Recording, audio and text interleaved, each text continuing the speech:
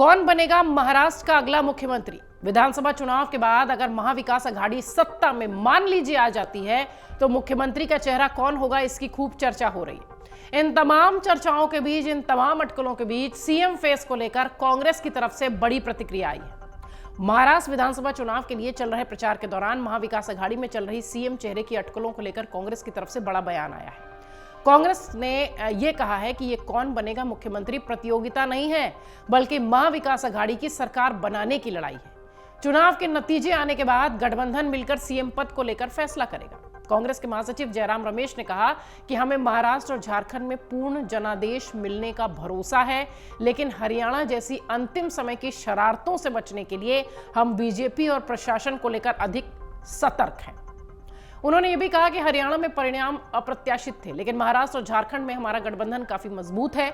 हमें खुद पर पूरा विश्वास है, लेकिन हम अतिरिक्त सतर्कता भी बरत रहे हैं। हम नहीं चाहते कि हरियाणा जैसी स्थिति दोबारा आए। कांग्रेस के महासचिव जयराम रमेश ने कहा कि झारखंड में हमारा एजेंडा सकारात्मक है। यहां झारखंड मुक्ति मोर्चा और कांग्रेस सरकार ने पूरे 5 साल तक शासन किया है। महाराष्ट्र में भी एमवीए की सरकार बनी है, लेकिन बीजेपी ने इसे गिरा दिया और 3 साल तक महायुति सरकार ने शासन किया। जयराम रमेश ने आरोप लगाया कि महायुति सरकार ने महाराष्ट्र के लोगों के साथ धोखा किया है, इसलिए हम पूरे विश्वास में हैं, लेकिन सतर्क हैं।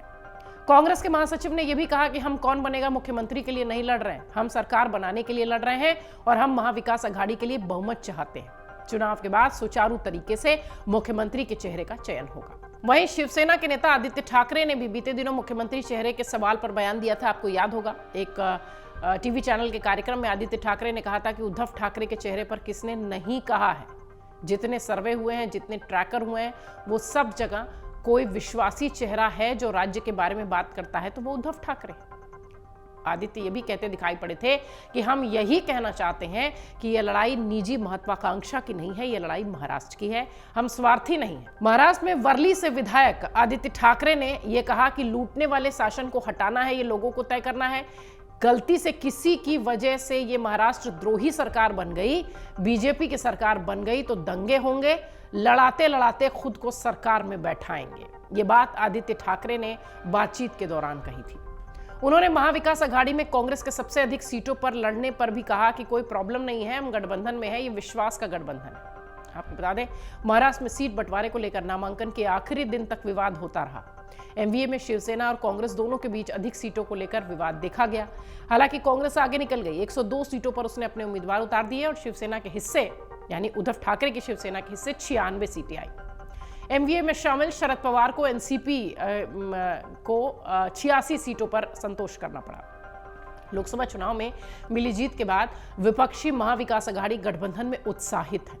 वो विधानसभा चुनाव की तैयारियों में है और उनको भरोसा है कि लोकसभा चुनाव जैसे परिणाम महाराष्ट्र में आएंगे। विपक्षी गठबंधन से जुड़े सूत्र कहते हैं कि लोकसभा में इंडी गठबंधन द्वारा इस्तेमाल किया गया पैटर्न ही राज्य में दोहराया जाएगा, यानी चुनाव के बाद यह तय होगा कि मुख्यमंत्री कौन होगा। महाविकास आघाड़ी मिलकर विधानसभा चुनाव लड़ रही है और जीत भी दर्ज कराएगी। सूत्र ये भी कह रहे हैं कि महाविकास आघाड़ी में मुख्यमंत्री पद को लेकर फैसला चुनावी नतीजों के बाद लिया जाएगा। चर्चा इस बात की भी है कि गठबंधन में शामिल तीनों प्रमुख दल उद्धव सेना, कांग्रेस और शरद पवार की एनसीपी जीत के बाद सीएम के चेहरे को लेकर बात करेगी। चुनाव में जीत के बाद ही तय होगा कि सीएम कौन होगा।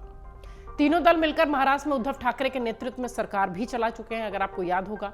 ऐसे में अब यदि उद्धव ठाकरे फिर से उनको मौका मिलता है, फिर से वो कमान संभालते हैं, तो शायद कोई हैरानी नहीं होगी। महाराष्ट्र विधानसभा चुनाव में महाविकास आघाड़ी का मुकाबला सीधे सत्तारूढ़ महायुति से है, यानी एनडीए गठबंधन से है।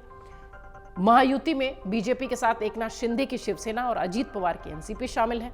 20 नवंबर को वोटिंग, 288 सीट और 23 नवंबर को परिणाम। उसी दिन यह तय हो जाएगा कि ये जो चूहे बिल्ली का खेल है, नाराजगी गुस्से का खेल है, आरोप प्रत्यारोप का खेल है, उसमें बाजी किसने मारी। अगर आप ये वीडियो YouTube पर देख रहे हैं तो हमारे चैनल को सब्सक्राइब कर बेल आइकन दबाएं और Facebook पर देख रहे हैं तो हमारे पेज को लाइक करें। 8 मिलियन प्लस सब्सक्राइबर, आपके इस भरोसे के लिए बहुत धन्यवाद।